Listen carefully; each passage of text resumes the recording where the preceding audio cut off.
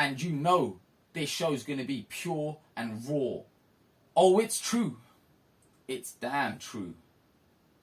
This video is going to be about the boxing just gone on the weekend. And obviously the pundits on the shows didn't quite fulfill your needs. And that's where Prince Patel comes into things. Bam! So yeah, here it is, man. I'm going to bang them out now. Start doing this on a regular basis. Yeah, so the first one's going to be a review on the weekend's fights. There was a BT Sports show and there was a Sky Sports pay-per-view show. But first I'm going to introduce the Rainbow Belt, the WBO Global, the African title. I've got so many belts, I couldn't just list them all here. But these ones are here for your viewing pleasure. But yeah, let's just talk about the boxing. There was the Sonny Edwards fight in the weekend. We'll start with the BT Sports show because there's only really one fight worthy of talking of in that show. So we'll talk about the Sonny one because it's a world title fight after all. Sonny boxed well. He boxed or ran well. He ran well. He ran pretty well. He done what he had to do to win. And credit where credit's due. And he's a world champion now. Congratulations. But yeah, like if you was to break it down, it's painful watching for people because it's just hell boring. There's no action. It's just like run. I don't want to engage. But as I said, he won. He got the job done. One of the judges had it 113, 115 to Sonny. I think that's disgraceful. It should be a lot wider. But to be honest, maybe that judge didn't like the fact that he was running so much, and that's why he scored it so close. While like a couple of days before that fight, funny enough, two of my boys actually, they sent me like a training thing for Moruti Mthalane, who Sonny fought. Now Maruti's a good fighter, you know. He ain't lost a fight in 10 years, I think. 13 years prior to that fight, and he's been a world champion for pretty much all his career. And Moruti was fighting in I think it was he had to, because of South African, he had to fly to Tunisia, I think it was. He couldn't fly directly to the UK. He went to Tunisia to do a training camp. He took a guy there that was an amateur. I don't know anything about this amateur. He may be amazing, but I don't know, man. He didn't look like he was an amazing fighter from what I saw. He was sparring this guy. He went there, done a training camp there. He's never done this before as he's defended his title. So he's gone to this place. He's defended. He's trained out there. He then comes to the UK on the Wednesday. The weigh-in's on a Thursday. The fight's on a Friday. I don't understand the logic in that. Like, you want to acclimatise to the weather. You want to get used to the country you're in, because air's different in every country. Like I've fought in 10 countries. I can guarantee you this now. The air is different in each country, and you want to be adjusting to that stuff. And Moruti clearly didn't. Maybe they thought, you know what, Sonny's not great. We can just go through this guy easy. But my friends were telling me they think he actually sold his world title. They was like, so you've gone to Tunisia for a training camp with an amateur sparring guy. You've now come to the UK 2 days before the fight. You then get to the UK and there's a 20-foot ring. Like, it's no secret. Sonny said he was going to run. Why would you have such a big ring where you can just keep running and running and running? You want it to be slightly smaller. You don't want a lengthy, girthy ring. You want a smaller ring. And why do two little dudes need a big ring? Let's face it. Another thing as well, that this didn't sit right with me. Why would Sonny have Sonny against Moruti be for the IBF world title? Be all officials from the UK. Now, the Dereck Chisora against Joseph Parker, which I'm going to touch upon later, that was for a WBO Intercontinental, and that had international officials. When you have title fights, usually it's international officials and not local officials. Especially if it's like international fighters. Obviously, if you've got two people in the same country, then it's slightly different. But that don't sit right with me. So you're a world champion. You're okay with it being 20-foot ring. You're okay that you got all officials from the UK. Not that the officials were needed really, because it was kind of like easy for Sonny, but that doesn't sound correct. Like, it's like he didn't care because he knew he weren't going to win or something. And then obviously doing the training camp in Tunisia with an amateur sparring partner, to me, it's a bit stupid, if I'm honest. But you know, I'm sure Moruti will come again. But with Sonny, where does he go from here? He's IBF world champion. He just beat a very good fighter. He's very boring. He's never going to be a pay-per-view star. Where does he go from here? Does he try and unify? Who are the options? The options are Martinez. Martinez has already made his brother quit. Like, brutally made his brother quit. I don't care if that was a no contest on paper. He quit. He didn't want no more smoke. He didn't want no more pain. He just didn't like getting hit. He quit. The next person is, I think, the WBO world champion is a Japanese guy. Japanese guy's pretty good. I don't think Sonny would take that fight either. WBA world champion is not worthy of talking because that guy's just hell scared of me. So the only person really left for him is himself, and that's to basically just defend his belt and get some mediocre wins and try and maybe earn some money in the process of doing that, because he ain't a high paid athlete. He ain't making big dough. He just is just Sonny at the end of the day, ain't he? There's not really much more to say about that apart from well done. He looked good, and we'll move on to the next topic. It's Prince Patel, baby. Alright, the next topic, Craig Richards against Bivol. WBA world title. Good fight, that. I think personally, the officials, even the pundits had it way one-sided. I didn't think it was as one-sided as people are saying. I thought Craig won quite a few of the rounds personally. And in the rounds that he didn't really win, it weren't like he got beat up or anything. He was just cruising. I think if he maybe upped the gears a little bit. I think personally with the Craig fight, if he had more experience, and Craig could have been a world champion there. If that fight was to happen in, let's say, 12 months to 18 months time, I think Craig would have been a world champion. But obviously, he learns from that. Fairly sure he might have got paid good money for that. And he'll come back from that. Definitely will come back.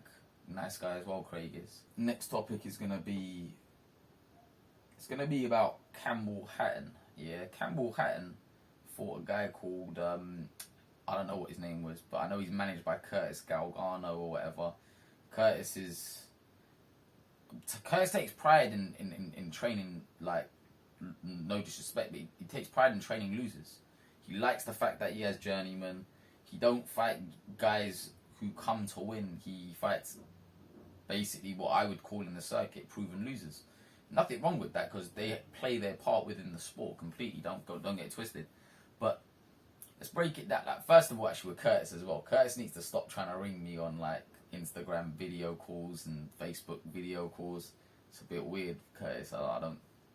Yeah, it's a bit weird. Don't be doing that. Back to the topic. What's his name? Yeah, so Campbell Hatton, he's 1-0 at the time. He's fighting a guy who's 0-4. Now, the commentary, because obviously I had to watch the fights because I'm doing a review on it, but there's a gentleman who's doing the commentary called Nick Haling. Nick Haling goes, oh yeah, they're both from Manchester. Manchester love their sport, something on the lines of that. And he goes, in Manchester, you're either red or blue. I'm assuming he means either Man City or Manchester United. And then he goes, and in this fight, they're either one or the other, meaning one guy's City, one guy's United. And he goes, it's going to be a big tear-up because of that. Like, what world is this guy living in? Yeah, you've got a proven loser. He's 0-4. No disrespect. He's not coming to win. He's coming to make numbers up and let Campbell win or just move him around, yeah? He's not even going to attempt to win. Look, I'm not saying there's anything wrong with record building fights. Everyone does them, or most fighters do them. I'm just saying, having a record building fight on a pay-per-view is bang out of order. You can't have record building fights on a pay-per-view. That, to me, that's an insult to the masses at home, to the people. Definitely an insult. I don't understand how you can justify a record building fight in a pay-per-view. The worst thing is when you get promoters trying to build these record building fights as proper fights and trying to justify it like it's worthy of like you lot wasting your money to watch it. Another example who does this a lot is Tommy Fury. Tommy Fury will fight an 0-40. His whole career is based on opponents like that, and they'll make out these are proper fights. They're not. You're basically buying Tommy Fury a win. You're buying Campbell Hatton a win to make their record seem more attractive. Don't be fooled. Like, people, a lot of boxing people, they tend to think people are stupid. Do not be fooled. It's no different. Look, the thing is, that is no different to me going to Latvia, for example, and boxing an 0-2. Except I don't glamorize it. I don't go promote it constantly going, oh, I'm fighting this guy, I'm going to do this. Do you know what I mean? I don't do that. I've done it off the radar. We've all fought guys with bad records. Well, not all, majority. And I would just say that that's something that you shouldn't be fooled when you see that. That's not pay-per-view worthy. Don't be fooled. The next topic is Prince Patel. The best. The next topic is going to be about Eubank against... Sorry. It's going to be about Eubank against Marcus Morrison. I shouldn't be laughing, but I am. I'm going to be honest with you. I found it very difficult to watch that fight. And the reason being is, like, it was just so shiny. You know when something's like so round and shiny? Man, it looked shiny, oily. It's like they oiled his head up before battle. Like, they oiled it.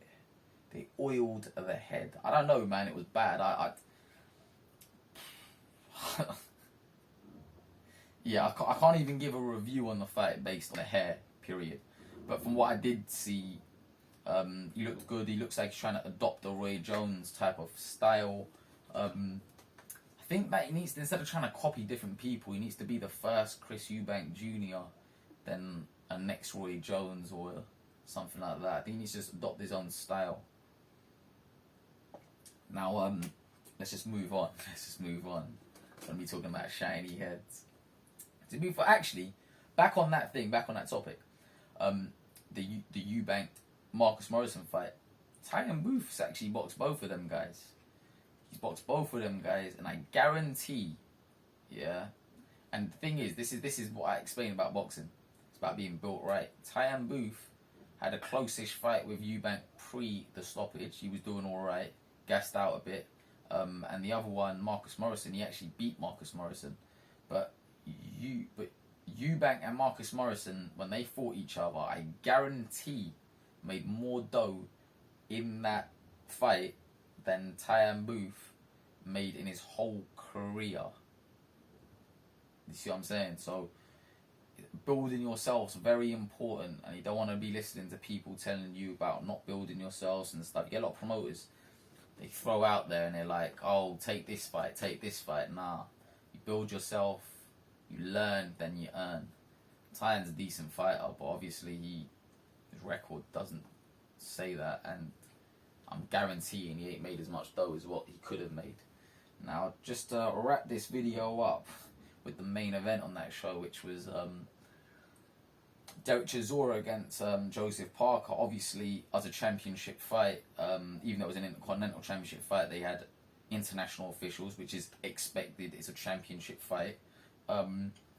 Chisora, I don't know, maybe there was pay-per-view struggles, because I heard that he was going to pull out of a fight because he lost coin toss, and he was going to pull out. Now, to me, that sounds like a big baby. Now, we've all done stuff where we've kicked off. Now, I'll give you an example. My second fight, I kicked off and the music come out wrong, but I had to sell tickets for that fight, and majority of people who bought tickets off me wanted to hear a certain song. Chisora ain't got to worry about that. He's on pay-per-view. People people are going to tune into that regardless. But I think maybe the pay-per-view sales weren't going great. He then made a bit of a, I don't know, like had a bit of a meltdown and decided to say he's not going to fight unless he enters the ring second rather than first. Who cares, man? It's a fight at the end of the day. But the fact that he's doing that, and let's face it, now I don't care if anyone like says I'm wrong, because I know I'm not wrong.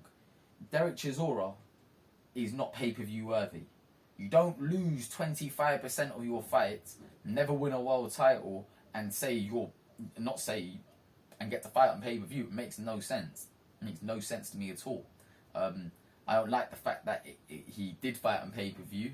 I think as the pay-per-view card in itself isn't worthy of pay-per-view. Got guys like Campbell Hatton fighting an 0-4 on pay-per-view, but they're saying that's pay-per-view. Then you got Dereck Chisora coming off a loss, fighting on pay-per-view again. I would say that's worthy of a standard Sky Sports show, but obviously pay-per-view. And he's kicking off. Who cares? Yeah. Thing is, if Dereck was to actually worry about the actual boxing instead of maybe the marketing side, he might actually start winning these fights. He's lost over 25% of his fights. Come on, like what's all that about? Like losing 25% of your fights. Yeah, gold's dancing here, percolating on the pecs. Yeah, enough of that. Yeah, like I believe I've achieved more than Dereck personally in boxing. My belts speak for itself, and yeah, I just feel like you get chances after chances. The fight itself, if I'm honest, I think Parker won. I think Parker was the right decision was made. Chisora started fast. The thing is with Chisora, he's a big guy, so he's a big guy. It's easier for him to gas out. He runs forward in the first couple rounds and he slows down too much. Then he starts taking too many punches. He's going to end up being, I would say, a higher profile Kevin Johnson. That's what I think he's going to end up turning into. But, you know, good luck to him. I'm sure I'm sure he's going to continue doing what he's doing. But how many more fights is he going to have if he keeps losing? I don't know. You tell me. You get the whole truth and nothing but the truth when you're listening to the Prince. It's Prince Patel, African and Commonwealth champion, soon to be world champion. You better believe that. Just make sure you subscribe, like and comment. And I don't even care if you dislike.